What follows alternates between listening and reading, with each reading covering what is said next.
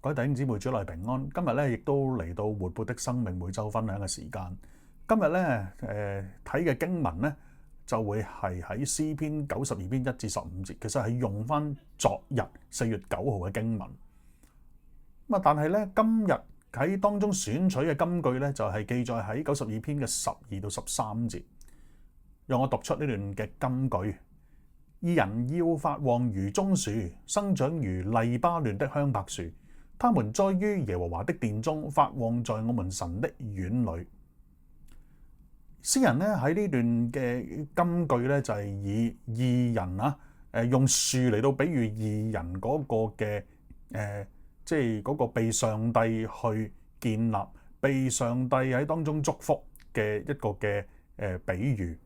呢一個嘅比喻講緊棕樹啦，用香柏樹啦，佢哋栽咗喺上帝嘅殿嘅裏邊咧，佢哋喺神嘅院裏邊發旺，亦即係話其實義人喺上帝嘅殿裏邊，喺上帝嘅院宇裏邊，佢繼續去成長嘅時候，佢必然發旺，好似棕樹同埋香柏樹咁樣樣。棕樹咧其實係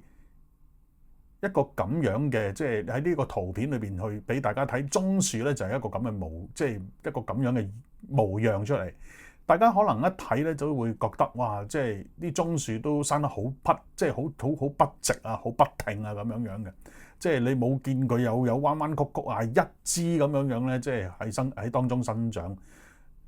當然啦，棕樹亦都結出佢嘅果實。當你諗到果實嘅時候，即係如果一棵樹能夠可以結果子，就象徵住喺特別好多時候聖經講生命能夠結果子嘅話咧，即係特別你會大家知道啦，即係聖靈嘅所結嘅果子，仁愛、喜樂、和平等等呢一啲嘅果子嘅時候咧，就代表一個人嘅生命咧係即係能夠被上帝所去祝福嘅。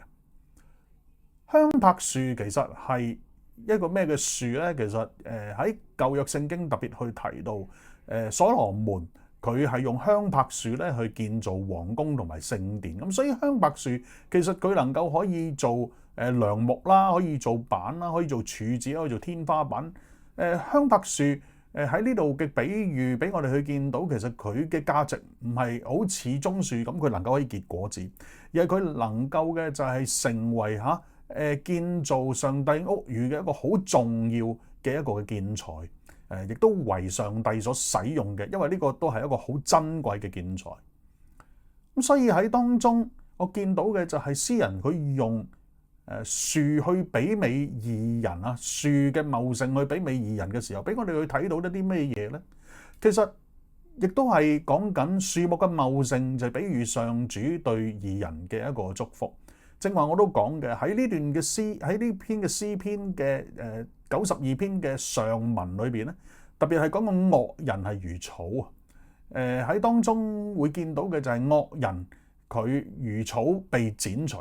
但係義人能夠好似樹木咁茂盛，亦都比喻緊當我哋每一個人都願意行喺上帝嘅即係嘅道路嘅裏邊，我哋願意嘅行喺佢嘅教導嘅當中。當然我哋唔係用我哋嘅行為去稱義啦，我哋即係好清楚知道我哋因信心去稱義。但係如果我哋願意，我哋嘅信心喺我哋嗰個嘅生活見證裏邊，我哋可以表露出嚟，甚至乎嘅就係我哋能夠願意飢渴慕義啊，讓我哋都能夠朝住一個願意喺上帝腳中行嘅一個人嘅時候，詩人就喺度媲美佢嘅就係我哋嘅生命就必然好似樹木咁樣樣好茂盛，就正如棕樹，就正如香柏樹一樣。所以今日咧都希望能夠藉着呢段嘅金句咧，都勉勵大家。特別柴灣堂我哋有好多嘅弟兄姊妹咧，其實我哋都信咗主一段嘅時間，我哋返咗教會亦都一段嘅時間。我盼望嘅就係我哋繼續我哋嘅生命啊，朝住去成為一個義人嘅一個嘅方向，我哋緊緊嘅跟隨上帝嘅腳蹤行，以致我哋嘅生命繼續嘅茂盛。願上帝賜福俾大家。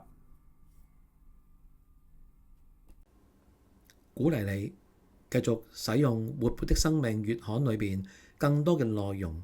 成為你個人嘅靈修、讀經以及小組分享嘅材料。